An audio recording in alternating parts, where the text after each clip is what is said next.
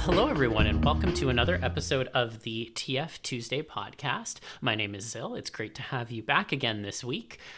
I actually learned recently that I was using my recording microphone incorrectly because it's not omnidirectional, and I didn't know that. And I discovered this on a Discord call when a friend pointed it out to me. So that was my fun week, but I should be coming to you much louder and much clearer now, which is always better to find out now rather than later. Today we have a very special guest who's joining us, and I'm really excited to chat with them all about the wonderful stuff they do, and especially at Inanimate TF. But first, of course, as always, if you are interested in supporting us, you can join us at patreon.com/TFTuesdayPod. We have a nice cozy little Discord server where you can talk to me about all of the pool toy TF that I do love, as well as pretty much any topic. We have a pretty active community there, and the funds do help us keep this going. So if you are interested in supporting in that way, you can check us out on Patreon at TFTuesdayPod. All right, now that's out of the way, I'm really excited to have Inanimorphs here to chat with us today. So would you like to introduce yourself? Sure. I guess you folks in the TF community might know me as Inanimorphs. I also go by TransformARTive. If you're around during the pony days, I used to go by Chocolate Pony. Have a lot of names I haven't stuck with yet. If you go to conventions, you might know me for my booth. I sometimes vend under the name Furry Flags, Shifter Clothing, and I also run a lot of TF-themed history and psychology panels at cons. So, nice to be here.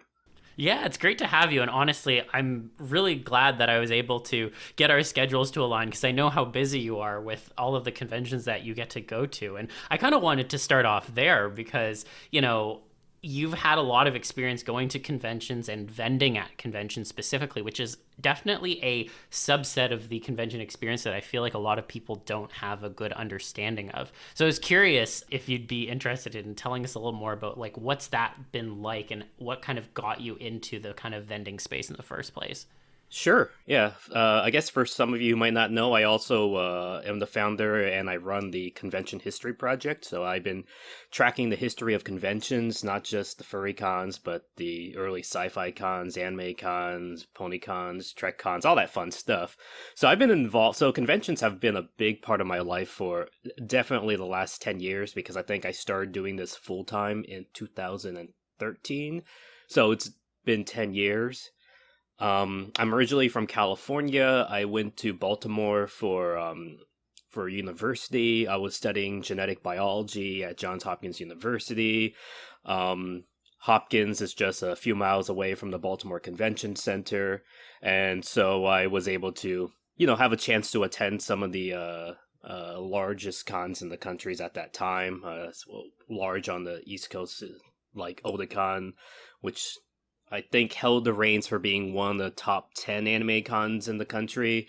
Baltimore Comic Con, Balticon, one of the oldest science fiction cons in the country, and of course BronyCon when it moved there in 2013. And I think 2013 was just around the time when I decided to take a break, because I was originally planning to go to med school. I decided to try vending at some small cons just to see how it went. I was surprised I made a good amount of money, and I just kept on doing it. And so for the last 10 years, vending at cons has been my full-time job. And it's been my only source of income, surprisingly enough, because most of my fellow artist friends, they normally have a Patreon, online store, do commissions. I do none of that. So all my sales have been from conventions. So I think I enjoy that, and I think I kind of found a groove for how I like to do it, because I used to do a panel at cons called "So You Want to Be a Con Artist," where I give people the tips and tricks of vending at cons. But the scene has changed so much year after year that it's kind of hard to keep up. So I'm still trying to keep up with the scene myself. Oh yeah, absolutely. And I gotta say, I travel around a little bit to conventions. Definitely not the level that you tackle in a year, but I always see your stuff at every single con I've gone to it's been really fantastic to see it there, especially because there's such an amazing selection of TF merchandise. And if anything, I know that you will be there and you will have TF merchandise, because sometimes it can be slim pickings. Yeah, I think I was like one of the first, surprisingly enough, in the furry community to actually focus my booth on TF and transformation. Like, I think I started slowly weaning into it, like, when I first started, and then now my booth has kind of just been full-blown TF. Like, at least a majority of my stuff is TF now. And I think I'm seeing a lot more TF artists vending at cons, but for the longest time, it seemed to have been just me. And I think that was also a little tricky because, a lot of cons are done by jury applications, and even though the TF community is like heavily intertwined with the furry community, it seems also some furries might be weirded out or don't understand the TF community. So sometimes I haven't been able to get into the cons because of that. Actually, one of the dealers lead for one of the largest furry cons was actually telling me, he's a big TF fan, but he always says, his fellow staff friends might be suspicious if he keeps on like accepting all the TF people, so he tries to accept TF people discreetly. But yeah. Oh, that's funny. I always find it a bit amusing when the furries are a little bit like confused or like weirded out from the like transformation stuff. Not because like I'm not saying they need to like be into it or like get into like all the nitty gritty, but I've always found that the easiest way to explain TF is like talking about things like werewolves and stuff, and like just general shape-shifting characters, which are very common in media. And I would think that, especially from a furry perspective, if you'd want to go and be a furry in real life, you'd have to like go from your current self to that. So I don't know. I always find it funny when the furries are a little bit weirded out by it, I guess. Yeah, I also, I kind of argued that with, as well with, Essential and I, we started trying to do TF panels at PonyCons, and we kind of argued that as well. It's like, if you have a pony OC, you're kind of partaking in a form of TF. And I think you've been to my transformation history panel, but depending on which version you went to, I sometimes talk about the history of the community and fandom, because what's unique about the TF community is even though it kind of overlaps with furry, it's weird because it's not specifically a subsection of furry. It's like a community that has pockets. Like there's a TF community in the sci-fi and horror community. There's a TF community in the anime and manga community. There's pockets of TF communities in all these separate fandoms. So there's like no one uniting TF fandom. So the only way for TF fans to kind of meet up is to go to these other communities and try to connect there. But I think of the different communities, the TF community within the furry fandom is currently, I think, the largest and most active. So that's where you get a lot of the TF fans. But like you said, yeah, it could be connected with werewolves, and even if you could even argue the anime henshin genre, the isekai genre, that is a form of TF as well. You have comic book fans who love characters like Beast Boy or Plastic Man or Stone Boy, and that could be arguable as another TF sub pocket. And of course, you have fans of like shows like Inanimorphs who might be completely separate from the furry community, and they're technically considered TF fans if you think about it as well. So it's like just like pockets everywhere. Yeah. Oh, absolutely. And I mean, one other one that also comes to mind is, the people who are into like hypnosis stuff related to like mental changes and stuff. And that doesn't even really fit into like furry in any way because it's often like human characters. So yeah, to your point, I think it does really exist in so many different discrete pockets, and it's kind of hard to bring everyone together. And furry has just kind of been like the like quote unquote default for the time being, but like there are TF people who go to other conventions too.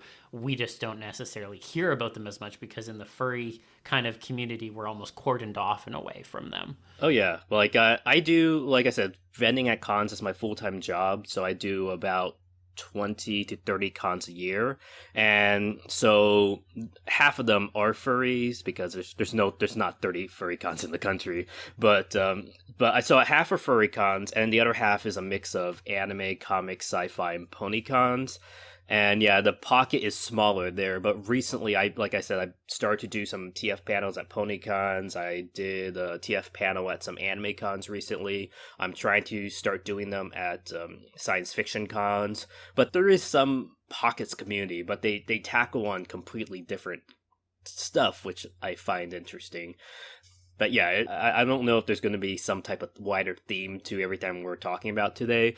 But I always argue, this is why I really am pushing for a lot of TF media that I'm working on now. That's why I've been doing my history panels. That's why I'm trying to do my YouTube channel. That's why I've been collecting like a archive of almost every single TF book I could find, because I want to argue transformation is I think could be seen as a genre as opposed to a trope, and I would like to see transformation evolve further as a genre, because I think I pointed out in actually both my TF history and my Inanimate transformation panels, it seems like right now the only time you see TF is in like one or two categories. You either see in like horror media or you see in comedies. Like it's always horror or comedy, and you rarely see TF with a main character in a lot of other media. I think probably the best way you see TF in like a power fantasy manner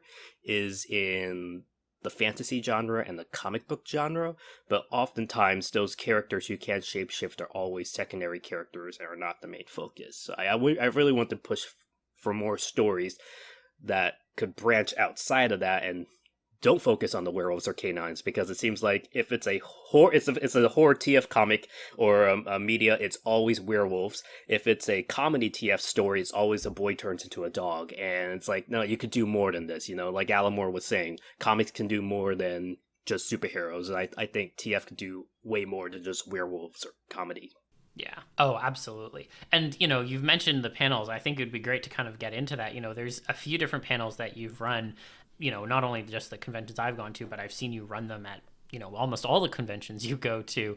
And I think that one thing that's really nice about them is that when I know that you're going and holding a panel, I know obviously in advance because you'll often mention it on Twitter, and I'll be like, okay, I know there's going to be at least one thing at that convention that I'm going to that is actually catered towards transformation, besides the meet and greet. And so, I was curious as to what kind of got you into running some of those in particular. Like, for example, I know you've been doing the history of shapeshifters one recently, and that one obviously is very pertinent for a lot of people. So I was wondering how you kind of came about or decided to start running those panels, and then what the process is like to put one of them together. Yeah, so it's weird because I'm not really a social person. I'm not really good at doing public speaking, but I started doing panels at cons because there's a lot of topics I love talking about that I don't see represented. So the convention history, the transformative art, all that stuff. When I started doing furry cons, because like I said, I think my only connection really to the furry community was through transformation, because honestly, if it wasn't for the transformation subsection, I don't think I would actually be much really involved with the furry community. It's only through transformation. And when I started doing furry cons, there was very little, if any, TF panel at these cons. Like sometimes there would be a transformation meetup, but I keep on hearing a lot of people not liking how meetups used to be done. It was just like a room where people would just raise their hands. Oh yeah, I remember Inanimorphs. I remember this. I remember that. And it wasn't like talking about because there's so many topics you cover with transformation. Like I said, you could cover the history from folklore, literature. You could cover the psychology. You could cover the group dynamics. There's so much psychology behind it. So I started doing panels at cons that were kind of based off some of these ideas. And for the longest time, like some cons might not even have the meetup panel. So my panel normally was the default transformation panel and meetup panel at a lot of these conventions. And I think now, even though they take time to do, because it takes a lot of research to do these panels, I'm not being paid to do them, but I enjoy doing them because I think I have right now an obligation to the community to kind of help share their history and kind of unite around this niche, I guess, genre that we all love. So yeah, that's why I kept on doing them, and I'm actually surprised because like for the last few years, I think since about 2016, 2017, my TF panel normally used to be the only TF panel at Anthrocon. So I think they were starting to warm up to do a lot more TF panels since they emailed me saying, "Hey, would you like to do a repeat of your Inanimate TF panel?" It's like, sure. So I pitched them 3 TF panels this year, and surprisingly, none of them got in. And I'm like, wait, you guys asked me to do TF panels, and so I also kind of feel bad because on one hand I was like, okay, I'm relieved because, like I said, panels take up a lot of time. I have to vend. Now I have a fursuit. I want to fursuit around and enjoy time afterwards. But on the other hand, I was like, oh, that's kind of sad because a lot of people expect to go to my panels at these cons. So I don't know. Maybe I'll email them, see what's up. I'm hoping. I think some other TF panels were accepted, so hopefully you could check this out. Yeah. Maybe that's it. Maybe there's just too many TF panels this time. And if that's the case, then that's actually good to show some other perspectives of the transformation side. But yeah, I enjoy doing these panels at cons. We might talk about it later, but I have a lot of different ideas for trying to do more wide-reaching stuff with the TF communities, because I think, like I said, I did this panel on Anime Con and some Pony Cons. It would be nice if all these different pockets of these different transformation communities around the world could kind of unite as a larger community and kind of share ideas. Yeah, I think that would be fantastic. And I will say, on the topic of Anthrocon, I know that I'm helping out with an After Dark one with some other folks. So I know that TF one went through. And of course, the meet and greet that I ran last year and I'm running again this year will be there as well. So there's at least 2 at Anthrocon. And I believe there's I think it's the Roman werewolves panel that got accepted as well. Oh, yeah, I think you're right. Yeah.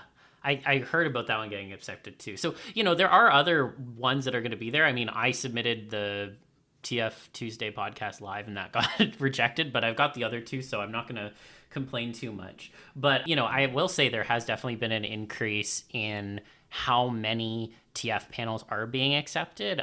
For example, I'm going to FWA in I guess 2 weeks, and there's like 4 that are there, and I was like kind of stunned. I was like, oh my gosh, I've heard before that there's not a lot of TF content at this one convention in particular, and all of a sudden there's 4 of them. So I do think that people are getting more and more engaged in the community, which is really nice to see.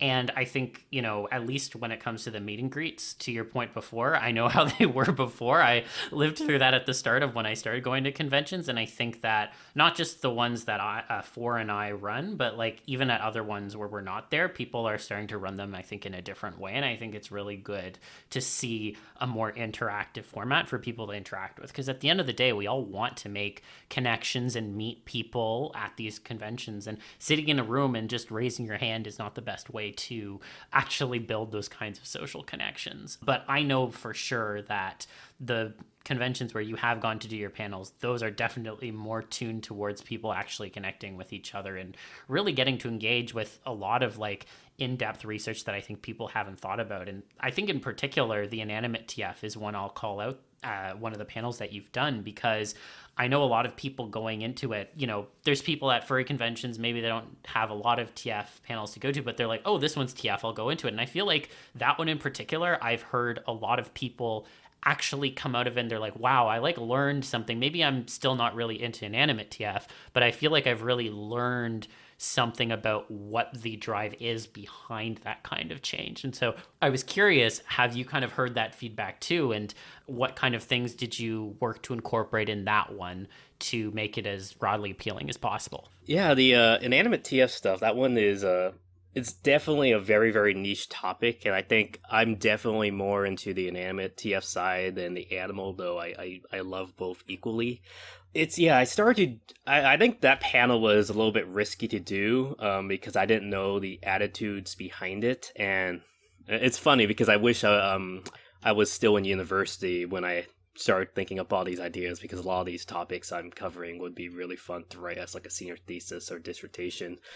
But no, there's so psychology was part of my my degree. I was studying it's funny because genetic biology, so organic stuff was my main thing, but I love inanimate transformation, which doesn't really involve organics. So that one was a little bit tricky to touch because there's a lot of like elephant in a room type situations with inanimate TF. So I wanted to go a little bit broader with the psychological and theory. So that one I tried to approach from different angles. So similar to my history of shapeshifters panel, I wanted to look at inanimate TF from the history perspective, because if you look at like almost all the old mythology stories that we have, there is a lot of inanimate TF. Even the Bible has inanimate TF. Lot's wife turning to a pillar of salt, that's technically a form of inanimate TF as well. And then you had your fairy tale period during the medieval and feudal periods around the world. You had a lot of transformation stories that involve, and when I talk about inanimate TF, I specifically focus on an organic being being transformed into an animate. So there's also the reverse, which is inanimate objects turning to life, and I don't focus on that much, but I want to focus more on organic beings being turned into objects. And it seemed to be kind of neck and neck with animal transformation for a period, and all of a sudden you saw the shift, specifically with the inanimate, specifically with transformation chase stories and transformation battle stories. It seems like inanimate TF was always the losing dead end story, and then once you hit the modern era, it seems like inanimate TF was basically dead as a trope or as a genre. You rarely see inanimate TF aside from, like I said, and actually it's even more intensified for the inanimate transformation. Is inanimate TF is normally always a horror element or comedy element.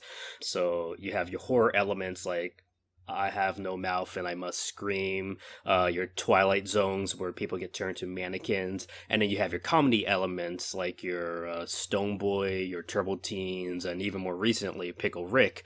But for a long period, there was like very, very little inanimate transformation aside from those few instances. And then I think you had Turbo Teen, then Beauty and the Beast in the 90s and 2000s. You had this big rise of all these transformation commercials from Gogurt, Capri Sun, Gushers, all that stuff. And then I think it was specifically within Japan you started to see the rise of a lot of isekai, where I've been reincarnated into a sword, I've been reincarnated into a vending machine. So we're definitely in the age with inanimate transformation coming back. In fact, there is a new anime movie that just came out that's widely acclaimed, and it's and one of the main characters is a guy who got turned into a wooden chair. So it's like, hey, it's out there now. Which movie is that? I don't think I've heard about that. Oh, I think I tweeted. I think it's Suzumi, I would like to say. It just came out in theaters, and I think everyone's memeing the fact the guy turns into a chair. You even had Giplier, which is about a guy who turns into a living fursuit, and that's one I did an entire video essay on. It's on my YouTube channel, just because I noticed a lot of tropes that were used in Giplier were things that the inanimate TF community was doing for at least 2 decades beforehand. So I'm like, okay, that guy must have seen that stuff. No, but I like to talk it from a psychological perspective, because I think like we're around the same generation. We're millennials. The millennial Zoomer generation definitely grew up with these like weird 90s commercials, and so they had a big injection of inanimate transformation media that previous generations didn't. So it kind of makes sense that a lot of people from this generation are kind of the new wave of inanimate transformation. And what's interesting is, so I tracked the evolution of inanimate transformation as a fandom. I think they evolved separately at 3 different points. So one, you have, I guess it evolved probably from the dominatrix BDSM side, where it takes the form of a lot of like captions, where it's like there's a photo and then there's a little short story with it. And that one is interesting because it seems to be more men becoming submissive. So a guy gets turned into a bra or a shoe, and the female wears him and degrades him, so it's like a submissive degrading thing. Then in Japan, you see a separate evolution where I think it really rises from the visual novel dating sim side. especially in the early 2000s, where it takes another weird turn where it's the guy, he turns into different objects and spies on his female classmates. And so it's funny because in the Japanese side, it's more of a dominating thing, and in the BDSM side, it's more of a submissive thing. But then you have the third one, which is in the furry community, and in the furry community, a lot of the Inanimate TF is around pool toys, plushies, and what's unique is the furry side. A lot of the Inanimate transformation fans and artists are asexual. Like I'm asexual myself, and it's interesting because the other two categories, it seems to be more of it seems to go more on that, I guess, sexual trope. But within the, even though it does exist within the furry community, it seems to be a very, very ace community, which surprised me. So that's why I kind of went into some theories about why that might be. And so that's what my panel was about, was trying to go through a lot of this stuff, because unlike animal transformation, like I could easily categorize animal transformation under two main categories. You have the escapist side and you have the power fantasy side. But with inanimate transformation, you lose the power fantasy because it's like, oh, I got turned to a chair. It's like, okay, that's not as cool as turning to a lion or a werewolf. So and a lot of the, and also in a lot of the inanimate transformation situations, they wind up in tricky situations. So it's not really an escapist side as well. Like I think a big portion of inanimate transformation is escapism, but obviously there's a large portion that isn't escapism. So what is it? And right now there's like no research, because I went through all the academic papers. I went through my psychology textbooks just to see if there's any close connection. I think the closest thing I could compare inanimate transformation to that's been talked about in research is the human furniture aspect, but a lot of Inanimate TF fans, like, that doesn't overlap with their interest. Like, turning to a pool toy is not the same. That's why I kind of went through a lot of these theories, and I really, I don't think I've said, because I have a lot of people come up to me after a panel saying, oh yeah, that's you hit the nail on the head. That's a reason why I really like it, and I didn't even realize it. And then some other people come up to me saying, oh, you completely forgot this. I like it because of this. I like it because of this. So that's what the panel was about, was to try to get, I guess, the topic going, just so I could see if there was any like larger consensus behind it. But I actually have put my Inanimate TF panel on hold. Like, I haven't done it in the last year because I kind of want to redo the panel when the time is right. So it's still a lot of research I'm doing, and I think I put some of my videos on the topic on my YouTube channel, but there's definitely a lot more to cover. Yeah, there's so much to explore there, and I agree. I mean, everyone who's into it, I've heard so many different reasons as to why people are interested in Inanimate TF, and so it can be hard to make something that's going to be overarching and cover everything, because there's always going to be a different personal connection that someone's made to that, be it to a particular kind of object or to a kind of like subset of Inanimate TF or things like that. So I mean, I definitely cannot wait for it to come back. But I guess I'll turn the question back to you a little bit, and maybe we'll start getting into, I think, the broader strokes of Inanimate TF as it kind of relates to you. Like, what first drew you to Inanimate TF? And were there any, like, artists or writers in, like, the TF community that kind of drew you in specifically? I don't know, because it's really weird, because when I go back through my childhood, because all of us have, like, childhood nightmares, or like if we saw something that scared us in a movie or TV show. And when I went back and thought about it, like, all my childhood nightmares were kind of inanimate based. Like, a lot of times it was a movie or TV show where someone got turned into a statue. And it's funny because they still scare me. Like, I wouldn't even go back and watch some of those. Like, I'm trying to think, like, the episode of Magic School Bus where Arnold takes off his space helmet and turns into, like, that crystalline structure was kind of scary. I think there's one, the Aladdin sequels where they touch the hand of Midas and he turns into a golden statue. Like, it's weird because if I watch that stuff now, I think I would like it, but because I saw those stuff as a kid. Like, I'm not going to go back and look at that stuff. So it's weird that a lot of my nightmares involve what you would consider an inanimate TF. But also, I'm trying to think, because I think it definitely must have come from Animorphs. That's actually why my username is Inanimorphs, Inanimate Inanimorphs. Because I used to really love Animorphs when I was a kid. But weirdly enough, I like the scenes in Animorphs where they turn into, like, more smaller, helpless creatures, like turning into fish that are out of water, turning to lobsters that are about to be boiled, turning to cockroach and being run over by a tank. Like, all that stuff was like, okay, that's interesting, because when you think of superhero stories like Animorphs and stuff, you kind of think of the power play fantasy. Yeah, you could turn into a tiger and that's really cool, but you don't really see in most fantasy situations, and I think this is why I like the writings of Alan Moore and Michael Moorcock now, because they completely deconstruct the power fantasy trope a lot. But back when I was a kid, almost everything was a power fantasy, and I kind of like that the Animorphs to kind of like sneak around. Okay, sometimes there's a risk. You have to turn into a fly or a cockroach to sneak into somewhere, and there's a greater chance you might get killed. And I think that adds a completely new layer of excitement, but fear, that you are worried about the characters, if they'll survive or not, that you wouldn't even consider if they were just a regular human going through a situation. And I think, I don't know, in my mind, I was like role playing to help myself sleep. I would sometimes role play in my mind, oh, I'm a member of the Animorph team, and, you know, help with their adventures.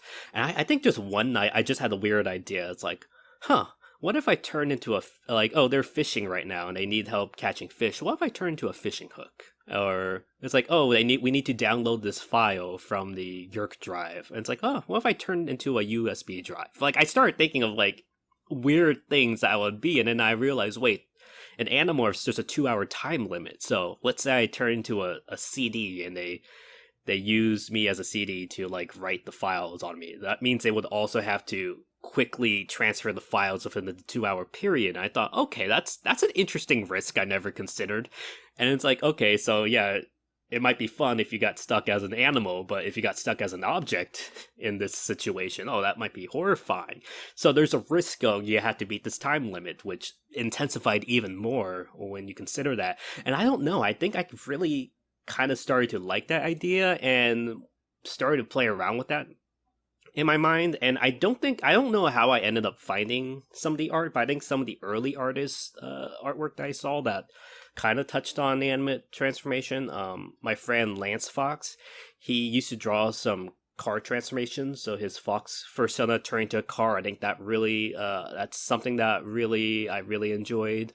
Another acquaintance, Foxy, she also would draw some animate transformation. I think she was the first one to draw a pinata donkey transformation, which I don't know if it subconsciously made me want to have a pinata OC, but I think I definitely remember that.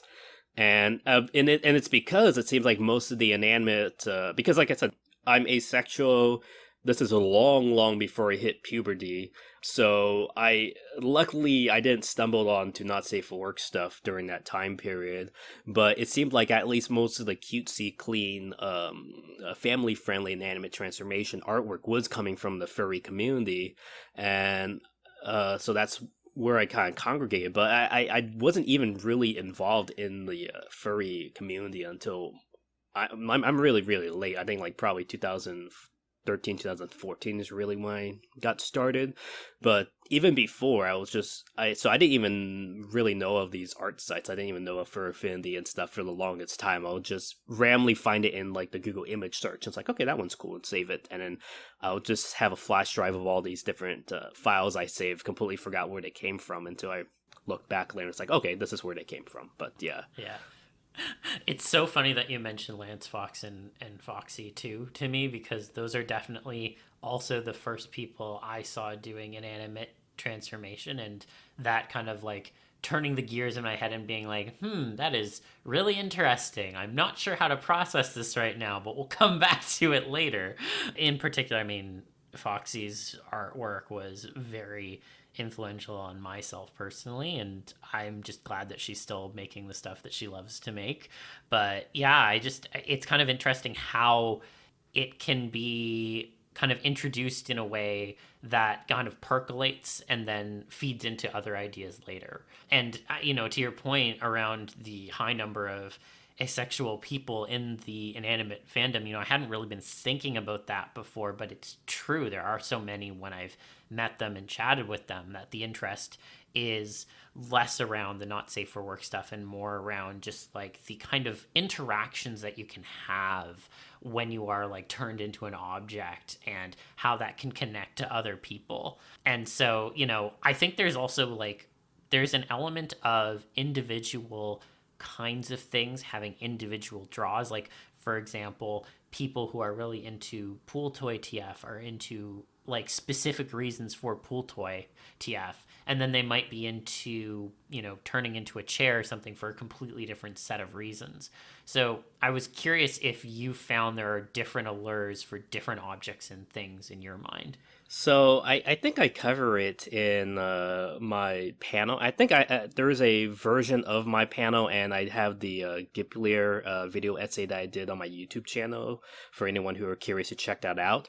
But I did come up with some theories because it's weird. I'm asexual, but I'm very romantic. I like the idea of being like the idea of cutesy romance and hugging friends and all that stuff.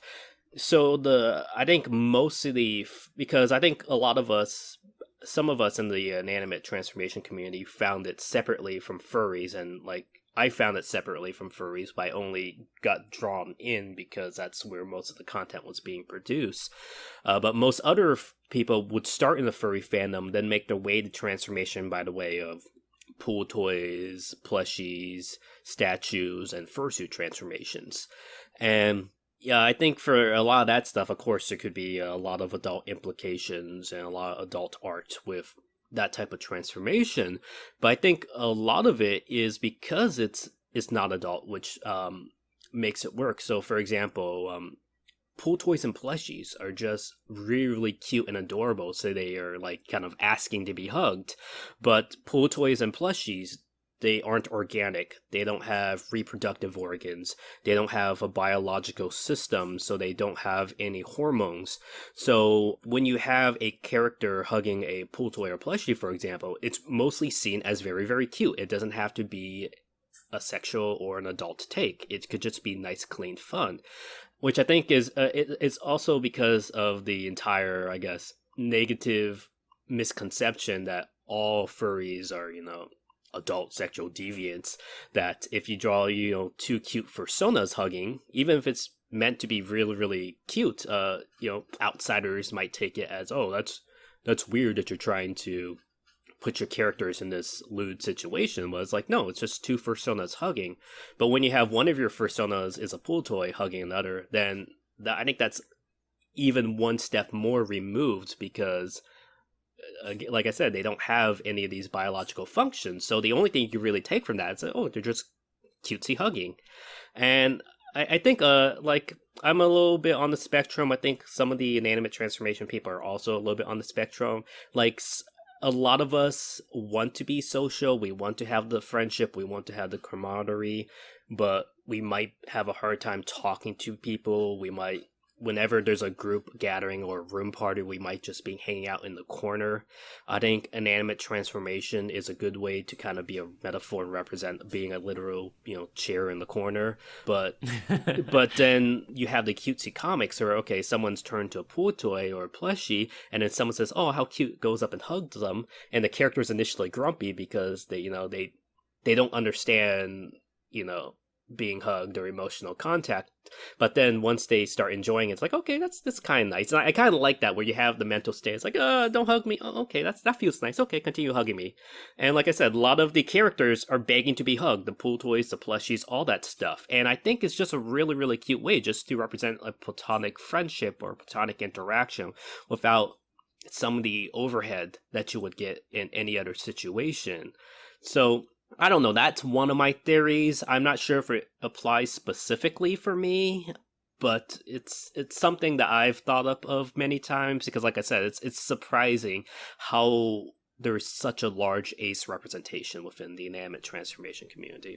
Yeah, no, absolutely. And so then I guess the flip side of that, and maybe this kind of throws a wrench into the theory a little bit. Obviously, there are also people who are into inanimate TF within the furry community who do view it as like kind of a more sexual charged thing, and in particular can be into the exact same things we just went through, the pool toys, the plushies, etc., and view that in a different way. So do you think that obviously the draw there is kind of different, but do you think that in any way undermines your theory, or do you think that it only kind of enhances it because there's different kind of ways people approach inanimate TF? Yeah, like it's just one of the many flavors. Like on one hand, I don't want to say, oh, the furry community is completely full of sexual deviant, but having being a historian in this area, the historian of conventions and the fandom scene, it's also hard to ignore, and it wouldn't be appropriate to ignore that side of the community, especially since a lot of the original founding members of the community, the furry fandom was an outlet to express a lot of this, a lot of representation, especially during the period where it was not socially acceptable to be queer or trans. And even today, it's still looked down upon. Like, look at all the laws being passed now. But I think Inanimate TF is just a blank canvas for you to kind of paste whatever you want. Because, like I said, it's interesting that it's a larger asexual community within the furry community. But like I said, the other two pockets of the inanimate transformation communities, you have the like I said, you have the BDSM side, which seems to be more submissive, and then you have the Japanese dating sim side, which seems to be more dominant. So I think it's a way for people to express all these different aspects of it. So I think it's really like a multi-pronged element for inanimate transformation, and that's why I've been slowly. I haven't posted as much on my main account because I know every time I post inanimate TF, most of my normie followers get weirded out and unfollow. So I've been mostly trying to post it on my Inanimorphs account, but that's why I've been trying to slowly put almost all my stories have some type of inanimate transformation, and at first I was worried, okay, I'm doing this too much, but if Alan Moore could put his magic lectures in every single of his comics, and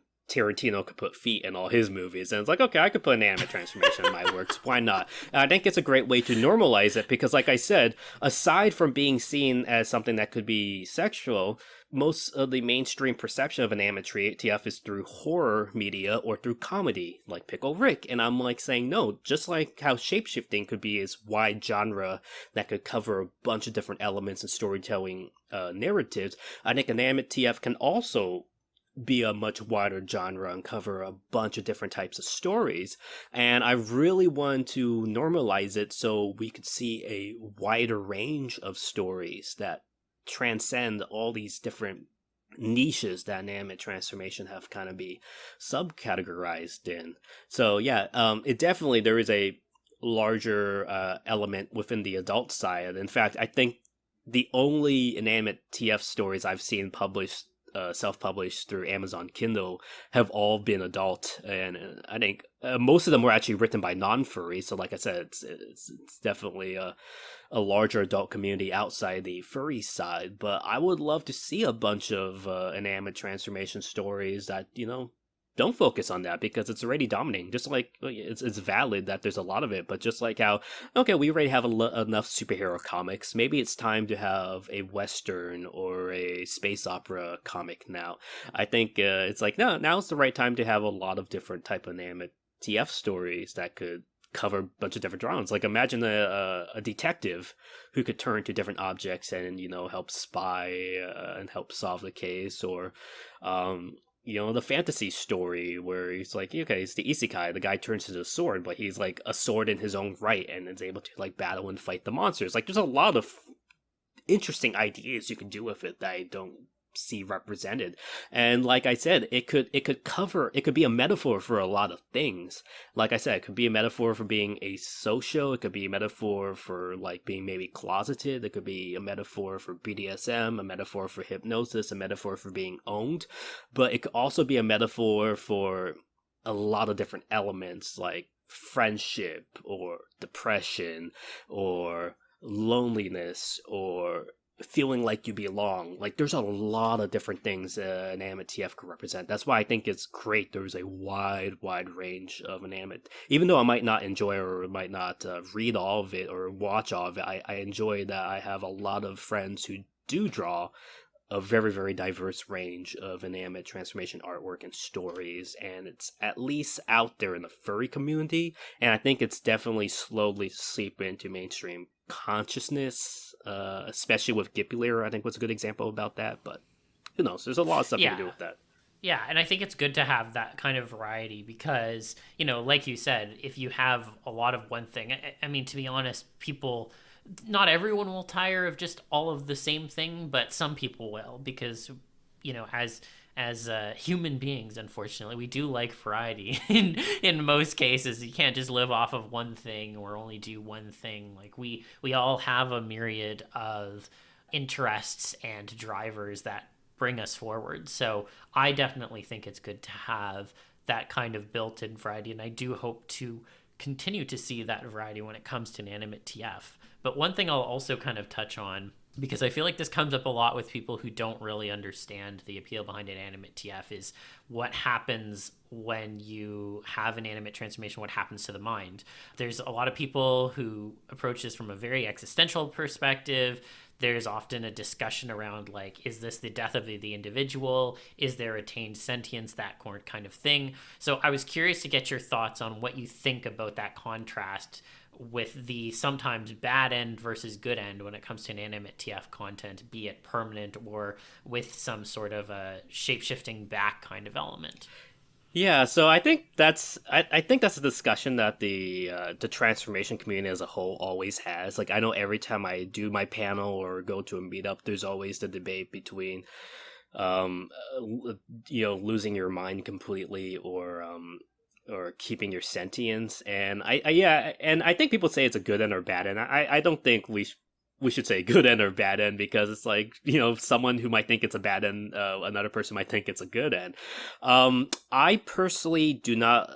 Again, I can understand why other people like it because it definitely follows the escapism route, but I personally do not like losing your consciousness when you turn to the object, or any transformation. For me personally, the purpose of transformation is having fun and exploring your new body. And if you completely lose your mind, then what's the point? Like, you want to explore a new body. And that's actually why I think a lot of the stories I've written and art I've drawn is different from a lot of the furry TF artwork or stories that you might see, because a lot of furries like to, when they do transformation, like to focus on the transformation itself and then the story ends after they transform. I personally am a post-transformation person. I love what happens after a person's transformed. It's like, okay, you got turned to a chair in the middle of a convention center. What now? I want to see that story. And most of my stories, in fact, I might not even write or draw the transformation sequence. It just takes place right after the transformation because I want to see what plays out there. So I personally like the idea of exploring that. But also, again, this goes back to some of the psychology theories I kind of was looking into. It's a form of the people who do like the identity stuff is a kind of form of escapism, because I don't know how to say it without trigger warning, but a lot of people in a lot of these communities sometimes do get depressed, and the community is always an outlet for them. And sometimes some people think about okay, how about I just end it? And I think transformation is a safe way to not really go too deep into that, because it's like, okay, my current human life is bad, but if I turn to a statue, then maybe in 1,000 years I'll be reanimated again, and maybe life will be better in 1,000 years.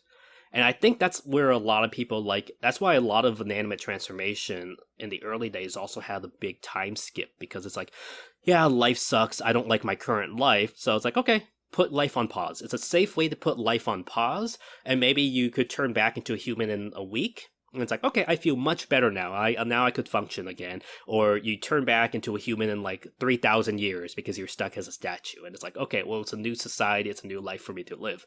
So on one angle, I think I call it a safe form of escapism to explore a lot of those thoughts that might be seen as negative. And then on the other hand, I call this theory the sense of belonging theory. Because so in most animal transformation stories, when it involves escapism, you kind of, even if you don't lose your mind completely, you eventually give in to the animal mind. With inanimate transformation, so our current human world is ironic, it's paradoxical, because in the past you were mostly raised from childhood for a specific job role or profession. Now in the modern world, you're kind of free to kind of do or be anything. Like you could be a race car driver, an astronaut, even maybe a president of a country.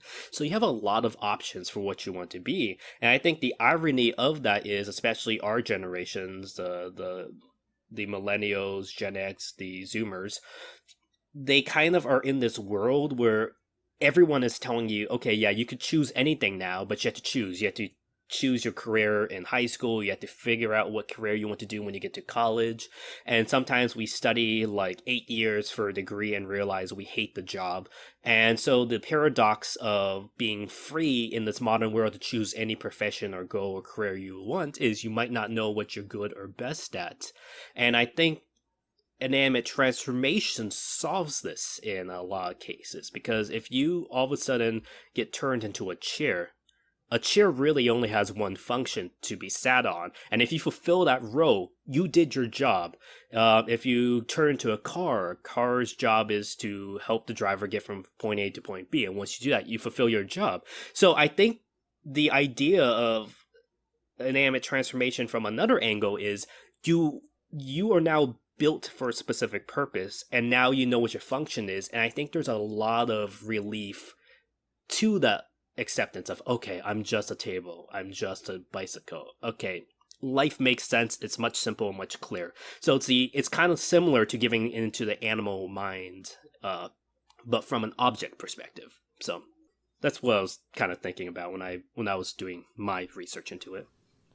Yeah, there's definitely a lot of parallels there. And I will say, the purpose angle definitely is something that I've heard people talk about before. And, be it, asexual or sexual, in either way, like there's a sense of like feeling good that you have like fulfilled whatever it is that you're supposed to be doing as an object that is often factored into these changes. And it makes sense that, in a world where things can feel so overwhelming and you can feel paralyzed with indecision or not really know where you're going in life or what to do with yourself, doing an inanimate TF is a way to solve all those questions, because now you just kind of have one thing that you're going to do and you're going to do it, and it's going to be great because you're already made to do that thing anyways.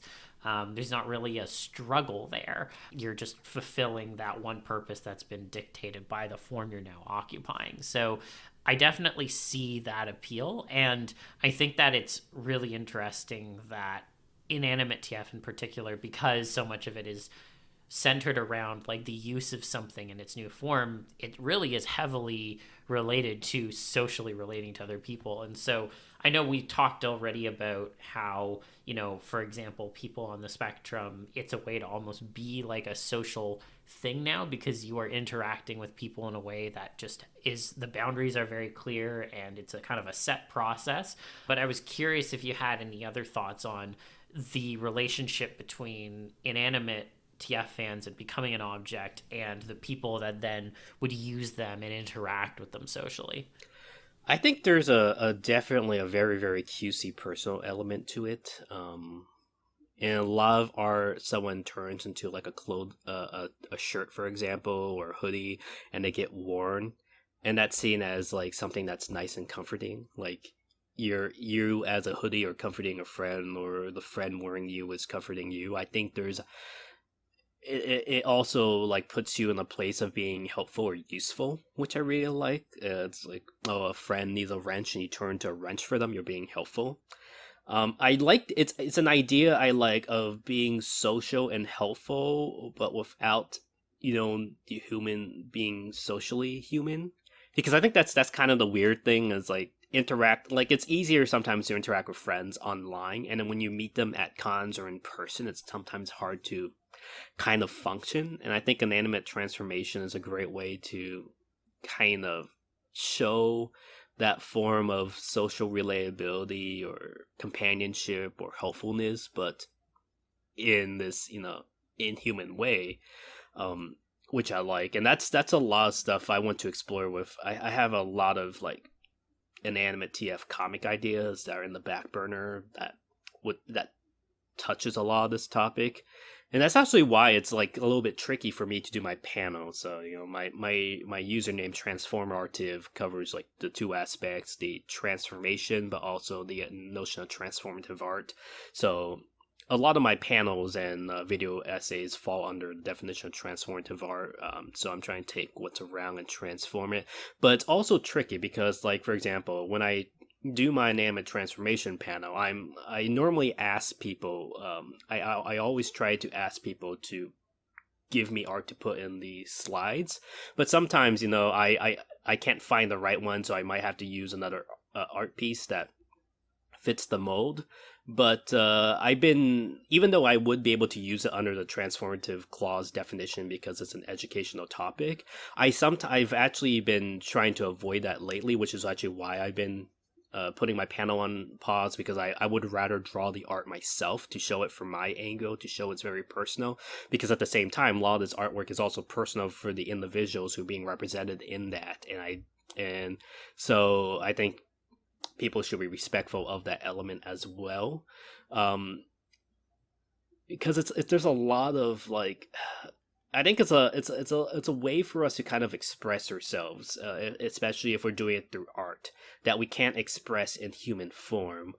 And I think definitely art has a transformative purpose. Like again, that's the other side of my username, and I want to get to the point where we could express some of these emotions with our art. That's what I've been trying to do with my art, is express it, which is why it's been kind of hard, because that's why like most Inanimate transformation for the longest time, especially outside the furry fandom, like I said, kind of looked like nightmare horror feel. Like you draw a human face on an object that's very scary looking. Like even Disney, like when they did Beauty and the Beast, was like kind of borderline, and then when they did the live action one, okay, it was completely nightmare horror feel. That's why I've been trying to draw my object transformation as cutesy as possible to try to avoid that. But even as much as I try to draw as nice and cutesy as possible, some people are still off-putted by that. So that's why I've been trying to tackle it in a way where, okay, hopefully I could explore it in this manner. Because like I said, there's a lot of elements you could explore. Like, as opposed to most animal transformations you see in mainstream media, which is always action-packed stories. I think Inanimate transformation falls in line with more slice-of-life stories, more simple stories. And that's where Inanimate transformation to be exploring. That's actually why I think it's ironic that the two mainstream Inanimate TF stuff that has come out lately, Pickle Rick and Gipler, they're both action-packed stories, because that's the opposite of what Inanimate transformation normally represents. Yeah, no, absolutely. So then, I want to touch on some of the projects that you've got ongoing, but before we do, I'll ask one last question. Are there any Inanimate TFs that you feel are like particularly out there or strange? Are there any that you don't really enjoy exploring? Yeah, and I don't want to offend people. Like I said, I like Inanimate TF that a lot of my friends don't like, and I have a lot of friends who do cover some of the stuff that I might not enjoy, but I understand it's valid for them. So, yeah, every viewpoint is valid here, in my opinion. So, like, I'm not... It's weird, because I think body part TF is kind of weird. I think that's borderline Animate TF, because you're still technically turning to an organic thing, but body parts, it's not really my thing. Okay, it's ironic. I really don't like transformations that involve like a lot of like musk smell, like being stunk up. It's weird because I do like a lot of objects that could be used in those ways. Like I've really loved t-shirt TF, I love towel TF, I love shoe TF. Like that's stuff that you could wear those things and get sweaty and completely make the object very, very smelly. And for some reason I don't like it. Like that's why Inanimate TF is for me, it could only exist as escapism in this fantasy realm, because if inanimate transformation happened in real life, like I would definitely partake, but I don't think I would enjoy it as much because of that stuff. And I like that in fiction and fantasy, if you don't want this person to be sweating or making a mess, then it's not going to happen. So I don't really like that stuff. I'm trying to think. There's some really weird ones, like I like puzzle piece TFs, like you can break up into little pieces, but sometimes there's some weird ones where you break up into all these different like elements, like marbles and stuff, or a pile of coins. I don't know. It depends on mood, because there could be cases where I enjoy it, there's some cases where I don't. But most of the times I don't like inanimate TS where you just lose your consciousness completely. Like if I get turned to a statue, I want to experience being a statue, even if it's completely boring and I'm sitting there for hours and days and maybe even years in storage. I still want to experience that. But yeah, it's stuff where you mostly get all musked up and stuff. Food is interesting because I do like food TF, but I'm not into vor. So I like the idea. I'm there too, actually. Yeah, it's like I love the idea of like maybe a friend who transforms you is teasing you, or you have a close call, you get turned into a slice of cake, and someone who doesn't know about it is about to eat you, and you're saved at the very last minute.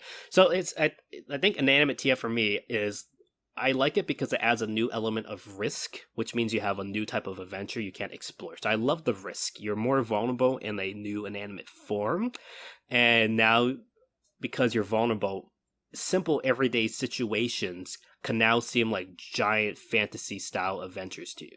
So that's why I like. But.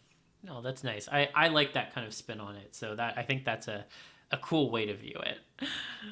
Well, actually, before we move on, since you also love Inanimate TF as well, you love pool toy TF, so I kind of want to hear your perspective of why you like it. Yeah, I mean, for me, pool toy, it fits a few different things. The first one, which I always say when people ask me, is that I find it to be gender affirming. I really like the no bulge stuff, and that to me, it just feels more at home than a lot of the other forms that I might be able to pick. So that one is definitely part of it, and I often associate that with like more of like a quasi-sexual nature. So I know pool toys don't actually have hormones, but I like to think that that feels good. And I think the second element is that with pool toys in particular, they are associated with like having a good time and people getting to, you know, like enjoy playing with them or using them or what have you. And, you know, they get to like laze around. They don't have to like do anything necessarily, but they do get touched quite a bit, which is nice. And they always have like this cheesy grin on their face. And I really do like the cheesy grin element. I don't know. I think that, you know, there's something that is imbued there with just always being happy, even if that's not necessarily like quote unquote true, with regardless of whatever like situation you're thinking of for them. But to me, I like to think that that really extends. And that I think is really nice too. And then, you know, there's also like the tactile nature. I like latex and like those kinds of materials outside of inanimate TF in general. And so having that as one's like form, I think is really cool and would feel really nice. So it's kind of all of those things wrapped into one. And I think also like to touch on something you were saying earlier, there's always the discussion about deflation with pool toys. I personally like more of the risk that's potentially associated with that than actually being deflated, although like honestly I'll do whatever. But I think that that element of risk that you're mentioning does play a little bit into it there as well. But I personally am the kind of person who's like, if I were to like turn into a pool toy, I would want it to be with people who like know and will like take good care of me, because I want to be taken like good care of. I'm less into like I turned into like a a random pool toy and now some people are gonna like roughhouse with me. I'm like, no, I want people to respect me in my new form and same. show me a good time. Yeah. So I always gravitate towards that. So you're less, because like I said, some Inanimate TF is the degrading element. So but you're less of wanting to be degraded as well. Yeah, I'm less about the degraded. There are like some exceptions with like particular objects, but even in those exceptions, it's less about like degrading and more about like a sexual pleasure there. So, I generally find that if I'm going to become something, I don't want to be like taken bad care of, or like, oh, like, you're an object and you get to the end of your useful life and then you get thrown away or something like that. That I absolutely do not like. I do not want to get thrown away or anything like that. And so I really like the idea of interacting with other people socially.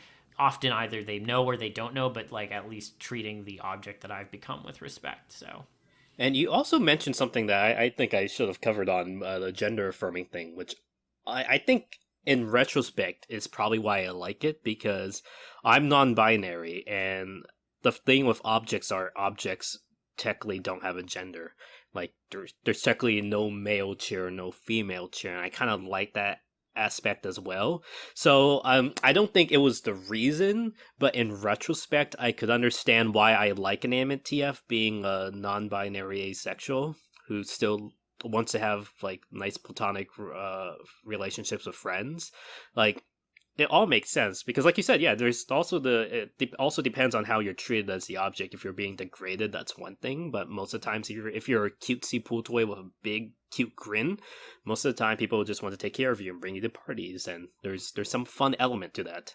Yeah, absolutely. And I do also enjoy like the pool toys that do have more mobility, like the like quote unquote inanimates. Those are always fun too. But frankly, I do lean a little bit almost towards the ones that can't move around, because there is something interesting about the immobility to me. Oh, so. Yeah, no, that's actually one element I think that's another thing we probably should talk about. Is, do you turn into a mobile object or do you turn into an immobile object? So, like, because in some cases you could still move, like, Brave Little Toaster Toy Story style rules, and in some cases you're completely still and you can't move. I personally, all my favorite stories are you could slightly move, but you kind of choose not to avoid embarrassment or confrontation. So I think I think I've described it in my panels sometimes. It's like, okay, you get turned into a chair, right? And then you're like slowly checking out, okay, I'm a chair now. You're looking at your legs, you look at yourself in the mirror. Then instantly a friend comes into the room and it's like, oh, what's that chair doing there? And in most of these stories, you have one or two options. So this is like your choose your own adventure style things. In most cases, it's like, help, I'm a chair, help change me back. And your friend will see a moving chair. It's like, oh, is that you, Dave? Well, that's kind of cute. That's kind of funny. Okay, yeah, sure, I'll help you. And then there's the other angle where it's like, okay, if I talk or move around, it's going to freak him out. So I'm just going to stay as still as possible. And then I like that element where, okay, the friend comes up, oh, what's this random chair doing here? Carefully inspects you, and then they might pick you up, put you in the pile, and then they start like, okay, I'm going to put you here, I'm going to put you there. Oh, maybe I should engrave my name on you so people know you're mine. And then it's like, okay, and then at that point, it's going through your mind, when do you talk? Because it's like, when do you say something? So I personally like it, because if you turn to a pool toy, it's like, oh, who left this cute pool toy here? It might be embarrassing to talk at that point, so you try to stay as still as possible, try to act like a cute pool toy, but then it might get to a point where the party's over and they have to deflate all the pool toy, and you don't want to be able to deflate, and it's like, oh shoot, if I say something now, then it's going to make the entire last hour at the party kind of embarrassing. If not, then I'm going to be deflated. So I love that element where it's like you kind of can have the option to move, but most of the time you try not to move. It's a social thing. You don't want to draw attention to yourself. Like, you want to keep to yourself, draw as low attention to yourself as possible, don't interact socially, but then there's always a point where you either have to say something or not. And I think most of my stories revolve around that, and I really love that element. Yeah. No, I love that tension too. That's a really great point, and I do like that about the ones where there is that more animate kind of option. So I definitely concur on that front. So, but yeah, I know, I wanted to make sure we left some time as well to talk about some of the ongoing projects that you've been working on or thinking about or of doing. And, one of the ones that I know you and I have talked about in the past and has kind of been percolating to some degree, I always hear it come up, is the idea of like a TF specific con or a TF specific kind of event. And I know that, like, back in the day, the Transformation Story Archive used to do an event every year, and it would move around in different places, and then that kind of died out. But I was curious to hear a little bit more as to what your like specific thoughts were on this. Yeah, so I think this might be the first place where I kind of am mentioning it publicly, but there is a potential that I will be trying to host a TF specific convention. I was originally planning sometimes this year in October or November, but I'm not sure there's enough time for that. So I think I want to build a community before we get to the point. So I guess if you guys are interested, keep posted. And I think the best thing to do is to host a small like online TF con and then gradually go into that. But it comes out my idea because I like I said, I originally went to military school. I was a cadet officer, so I know all the leadership stuff. I used to staff cons. I used to run departments. Was acting con chair for a few cons, and then of course I do the con history stuff. So I'm coming into this already knowing all this convention stuff, like way more than what most newbies know. And I've been always thinking you should put your talent, because a lot of people say you would, if you went back to running and staffing cons, you would do a good job. And it's like, yeah, but it has to be a theme that I really am interested in. Yeah. So you have to be passionate. Yeah, so I've been, and that's the problem, because I'm already too focused on vending at cons. Like I said, this is my full-time job, so I'm not sure when the time to do this is, because I would have to at least invest 10K of my own money into this, and that's money I might never get back. Even if we did a fundraiser, it's still a big risk. Like, I have covered so many first-year cons that completely failed, and I want to avoid something like that. But no, there's been an idea to have a TF-specific con, and the problem is, I think if it's just furry TF, it would be too niche. So my idea would be to host it as a shapeshifter werewolf, maybe a shapeshifter werewolf Theron type convention that tries to, like I say, unite all these different pockets of the transformation community together. Because, like I said, you have transformation fans in the anime, the horror, the fantasy genre, as well as in the furry genre. So I think the safest way to do it would be to do an all-purpose transformation style convention and get like guests who are like, I already get guests who are heavily involved with transformation from the outside world. So the people who worked on Inanimorphs, for example, the people who worked on American Dragon, the people who worked on Teen Wolf, that would be your potential for having guests. Like, they might not be specifically furry related, but it's general enough that you might pull in outsiders. So I think, like, if a transformation event would be done, it has to take place outside of the furry community, but also embracing the furry side. So it would be a general all-purpose con that focuses on that. And then I think if it's successful, then the following years you could focus on different themes each year, because then you could focus on different communities. Like, the next year you could focus on like the Brony fandom and have people who worked on Equestria Girls and stuff, or Changelings being that involved with that. Then you go to the anime side. Like I said, you have the isekai, the henshin genre. Technically, Magical Girl is a type of transformation, so you could have like more anime focus at future years. Then, like I said, you have your fantasy and your horror elements. You have your druid shapeshifters. You have your werewolves. There's a lot of different niche topics we could touch on. And also, from the more spiritual end, like, a lot of fantasy cons lately have been more in tune with new age and shamanism and druidic traditions. And I think you could definitely have a convention. Actually, it might not even be a convention at this point, it might be a conference, but you could have a conference of different shamans and therans to kind of talk about this topic. I think that's something I should have mentioned earlier. Like, I was raised in a Taoist shaman family, so transformation for me also comes from a different spiritual root as opposed to just being mere entertainment. It comes from a different spiritual root for me. And I think there is also that element you could touch on. So I've been brainstorming. There's a lot of potential ideas for what a transformation con for be. So what I'm trying to do right now is build because I know people asked me to make a Discord group in the past. So I want to make a convention specific Discord group. So this would be one where people can talk about, so it could talk about different cons that are coming up to help coordinate TF meets and dinners and showcase TF panels. But I was thinking it might be fun to maybe twice a month have a TF movie showing, and then eventually evolve that into an online convention. And then if that online convention is successful, then move into an in-person event. But there's some stuff going around. Keep in touch. Stay tuned, because I have some friends who are running an idol convention. So Japanese idols, and I was thinking of sharing a venue space with them, because their event is a small 200-person event. I honestly don't think a transformation con, especially the first year, will have more than 100 or 200 attendees. So we were thinking maybe splitting the venue and having that. So there might be something this year. If not, I might also be testing the waters. If I could get suites at some of these future cons, I want to throw a room party. That would be a transformation room party. Because if you look at my con history stuff, almost every single con evolved from a room party that was held at a previous con. So there's a lot of different outlets for transformation. There's a lot of people in the community we could tap as guests. There's a lot of people outside the community who are kind of big enough names that the public might be interested in. So I have the template there. I've been working on this idea for at least 4 or 5 years now. It's just, when do I want to pull the trigger?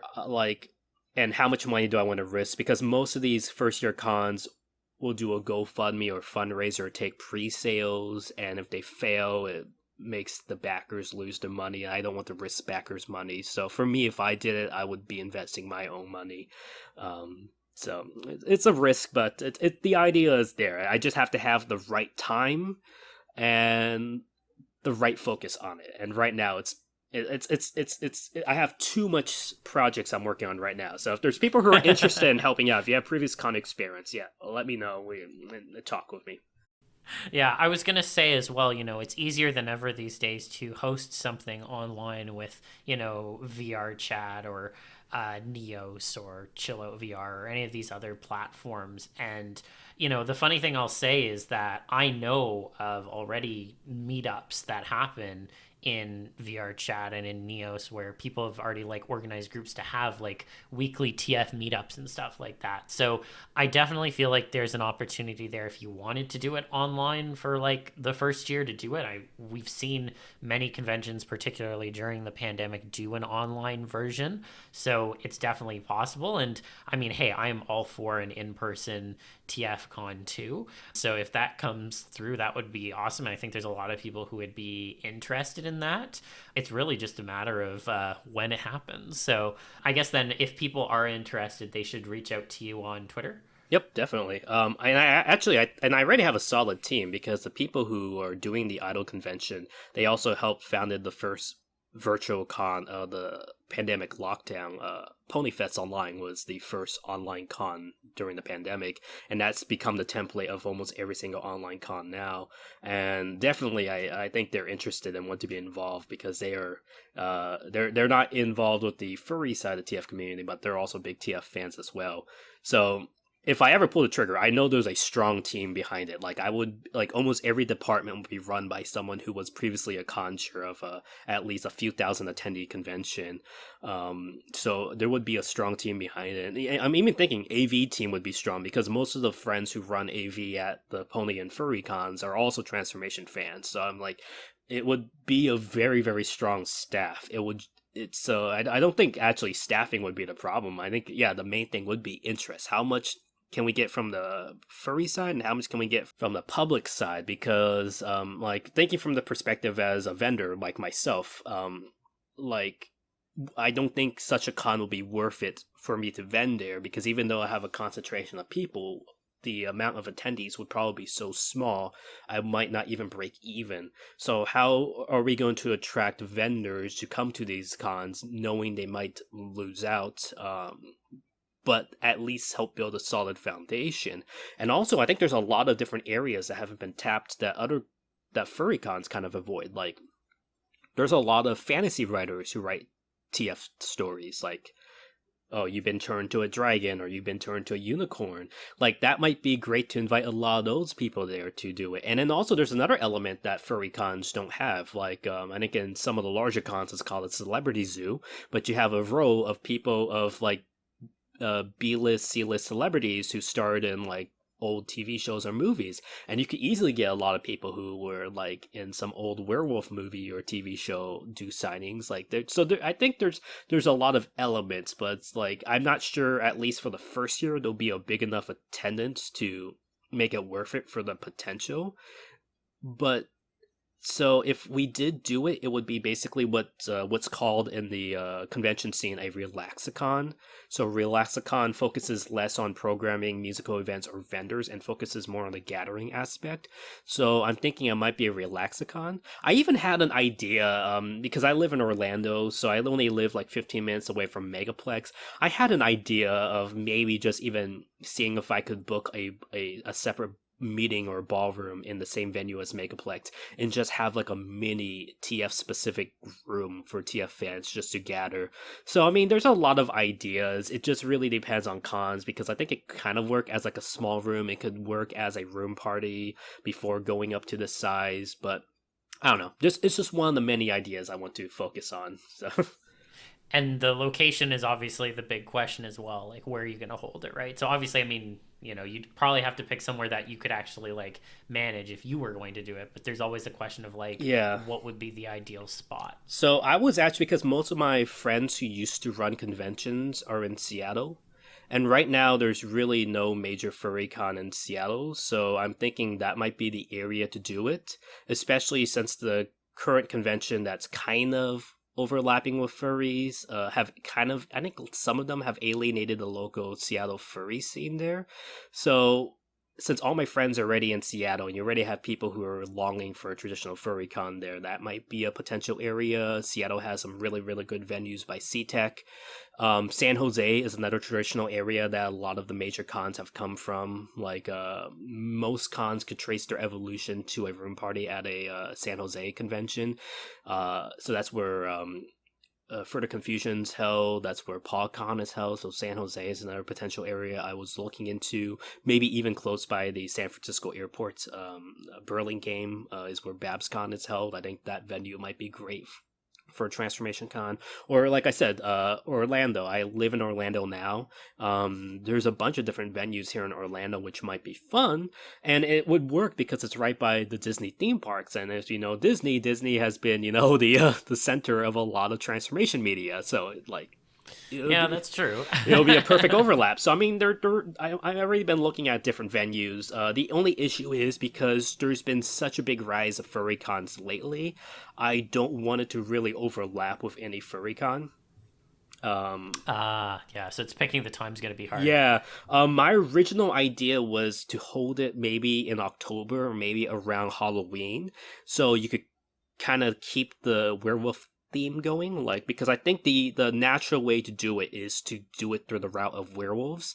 So I already have the mascot and everything planned. Like, because it's a transformation convention, I always would want it that our charity would always be a trans charity, and for that I was always thinking the mascot would be a trans werewolf.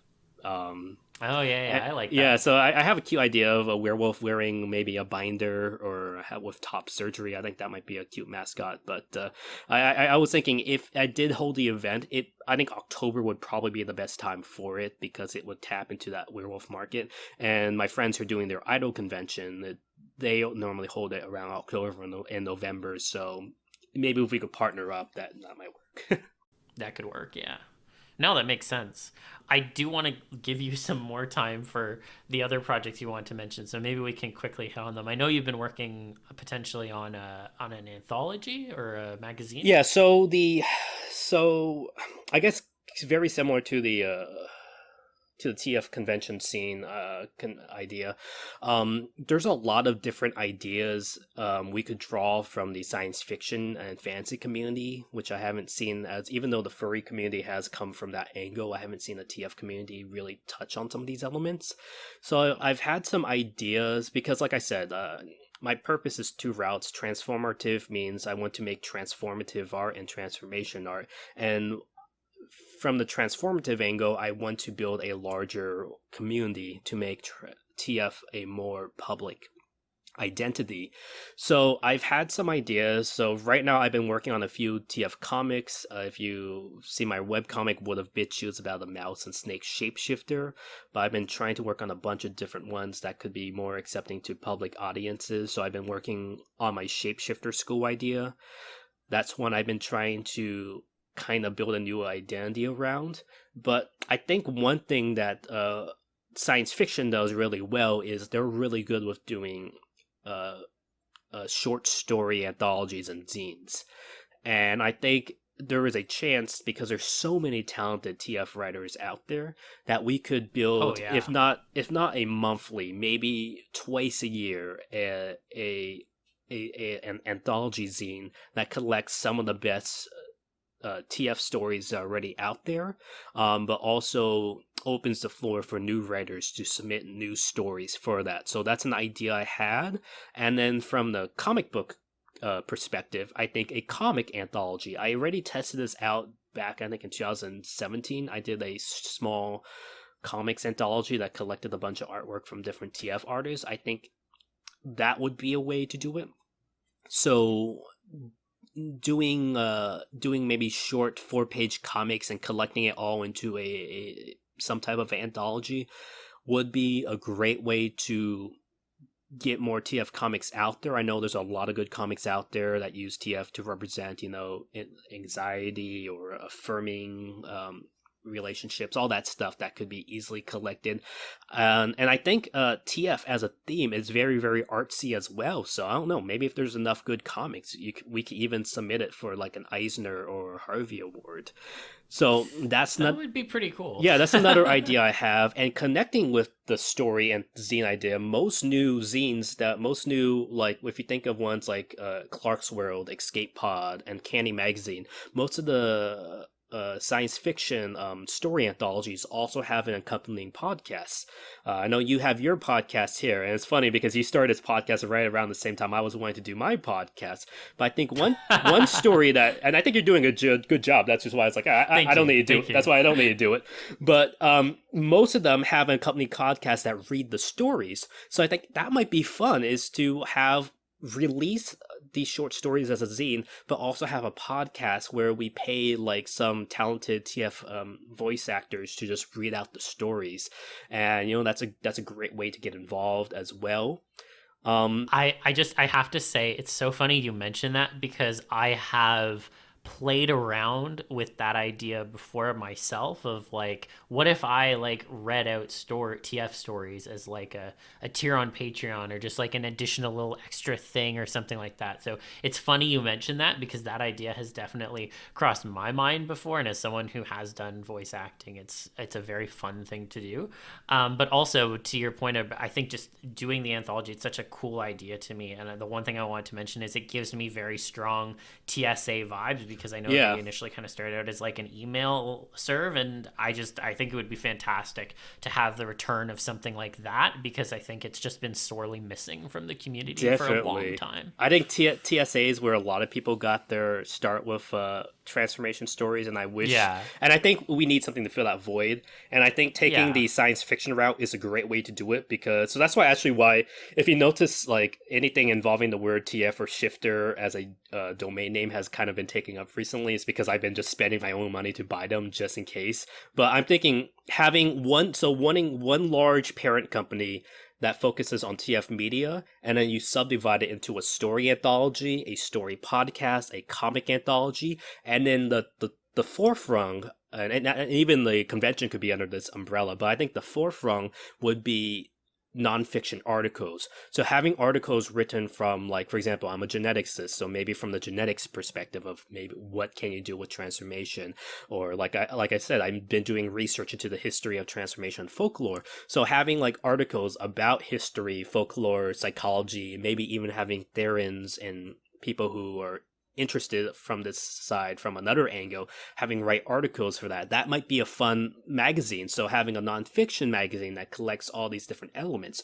So I'm already playing now. You could build this large TF empire that is meant to be kind of an ambassador to the main public and eventually branch yourself out there, because I think we have so many talented artists and writers and comic creators in the TF community, and I honestly say a lot of this stuff is better than the stuff that's getting nominated for the Eisners or the Hugos or the Nebula Awards. That if we could collect it all, publish it in a semi-professional manner, then we could start submitting it to a lot of these different awards and kind of get TF more public out there. And even in the furry community, we have the Ursa Major Awards. There's very little. Yeah, that's true. There's very little TF media that's being nominated there. So I'm thinking that might be a great way to do it. And if not, that's also a great way to maybe have our own TF award show that could help honor people in the community who do great TF artwork. And, that TF award show might be presented at a TF convention. So, I mean, all this stuff are just different puzzle pieces of this larger thing.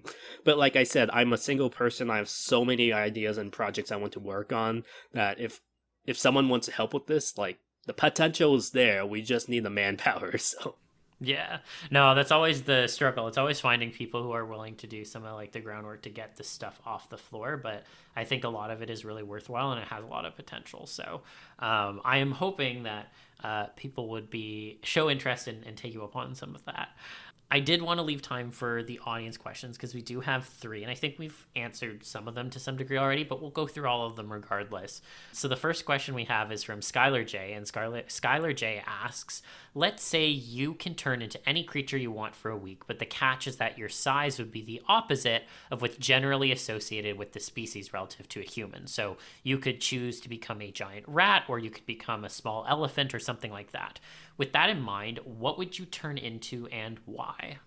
Oh, so like I said with the early Animorph stuff, I love like small bug or fish transformation, and even when I with Inanimate TF now, I love turning to small handheld objects. So I think I would definitely turn into something that might be naturally large. So I'm thinking maybe like a dragon, but a small pocket-sized dragon. Like I think that might be cute. Yeah, I think that would be a lot of fun. It gives me like pseudo dragon vibes from D&D, and I like that. I was thinking about this question. I think I would want to pick something that's usually small but would then become big.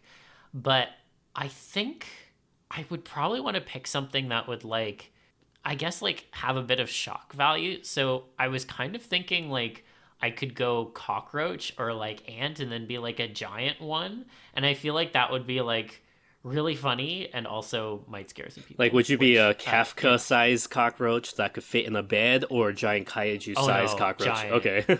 Kaiju-sized cockroach. I think that would be absolutely hilarious and also very metal in my opinion. So... Oh, man.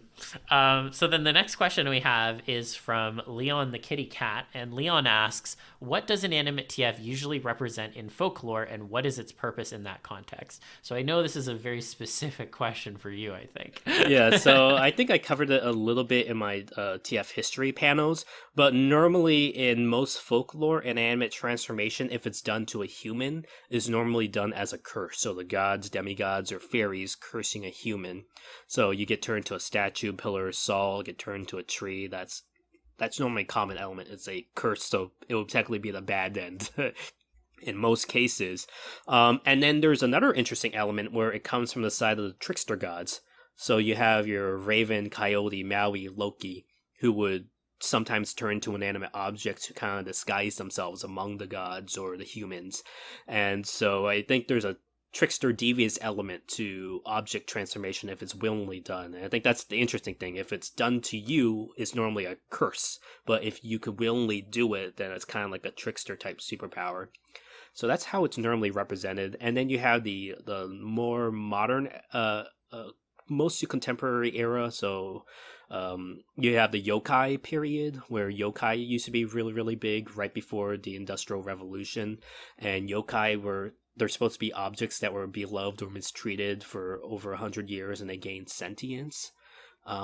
So there's that angle as well, but there's a lot of transformation of folklore, but it's normally done as a curse or some type of trickster move. Yeah, no, I think that's a really great way of thinking about it. And honestly, I don't have anything to add to that one. You're the expert there.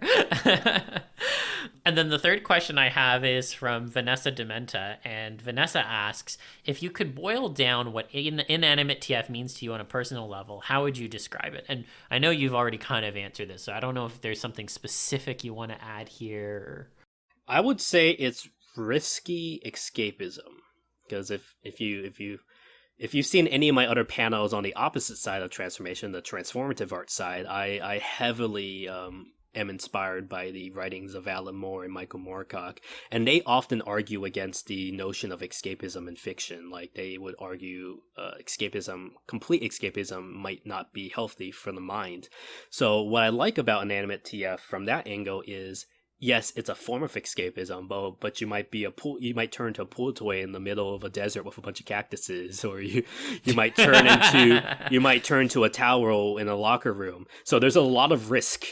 So it's a fun escapism because, hey, I'm no longer human, but oops, I am now in the middle. I'm a car in the middle of a junkyard. What do I do now? I think there's a fun risk to it, and I think escapism needs a risk because that's what makes the adventure story fun. Because if you turn to just like a superhero who can do whatever, then that's kind of boring. I like the opposite of superpowers. You kind of lose a lot of powers, and then you have to explore your adventure through that way. Yeah. Oh, no, I completely agree. I think there's so many cool things you can play with on the risk perspective. I guess for me on a personal level, I mean, as I mentioned before, in some ways it can be very gender affirming. And I think that I really appreciate that element that it brings, particularly when, there's times when dysphoria is not being too kind to you. But I think overall, I just view it as a very fun thing that has a sense of like hominess to it, I guess. And I guess for me, I really like the idea of having that purpose and being able to fulfill that purpose. I think that from a more existential perspective as humans, it can be difficult to know what we want to do with our lives. And so kind of having that dictated almost in a way takes away a lot of uncertainty. And, look, don't get me wrong. I do a lot of stuff and I really enjoy the stuff that I do. And, I would, if you told me tomorrow, oh, you could turn into this thing forever, I would still hesitate. But there is a unique appeal to having those complicated questions being taken away. And then, within the certain set of parameters that I enjoy, then enjoy it and feel that kind of fulfillment. So I often think of it in those terms as well, I would say. But yeah, that's all the questions that I have. I don't know if you had any other questions for me. Actually, I have one more question because I think it kind of touches on a lot of the topics we talked about. But go for it. You are a fantastic photo manipulation artist, and thank you. And photo manipulations, I think, are some of the earliest ways I've gotten into transformation, especially animal transformations. I really love looking at some of the early photomelips back in the day. But since you're also a fan of inanimate transformation, this is what I was talking about. It's hard to draw cutesy inanimate transformation, even if you intend it to be lighthearted and cutesy.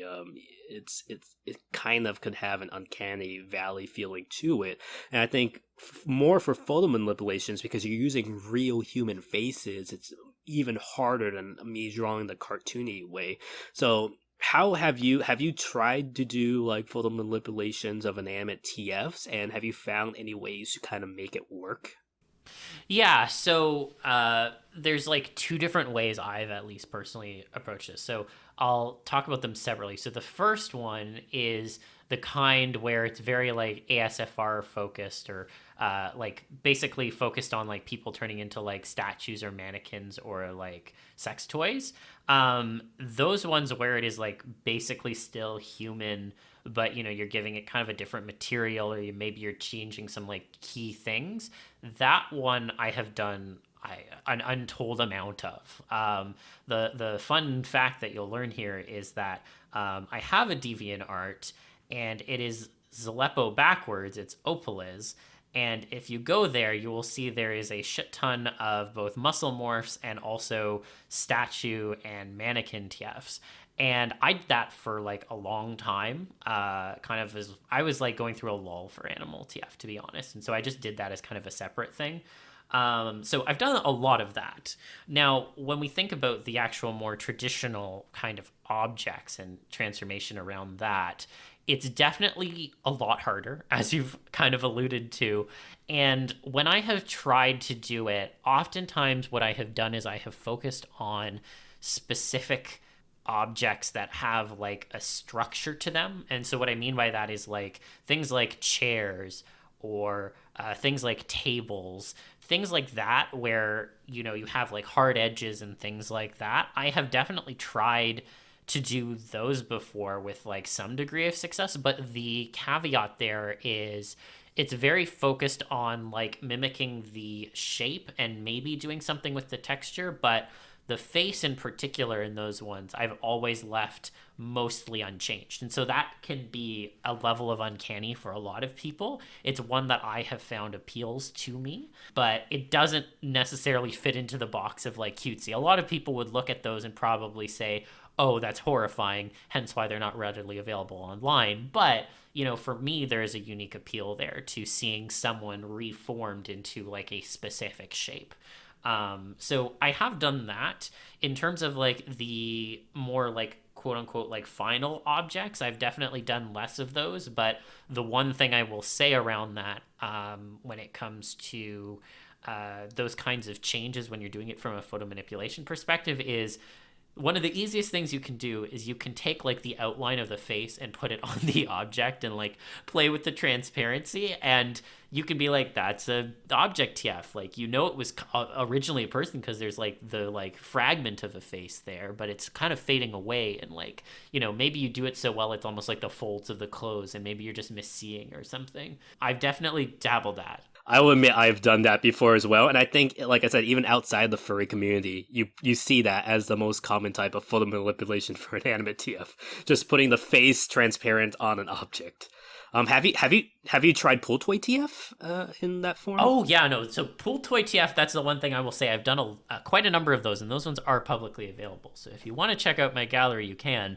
But yeah, I've actually done at least 3 or 4 that are available around, and those ones I find are the most fun to do for me personally, not just because I love pool toy TF, but also because you are basically doing, from a like anatomy perspective, you're doing an animal TF, but it's not an animal TF because the texture of the skin is completely changing. It's not getting furry. You are getting sleek and shiny, and you're having all of these different things being introduced that are clearly not truly animalistic. Like, you have the paws that are really just like, nubs that you've painted on to make look like paws, or you have like the cheesy grin or things like that.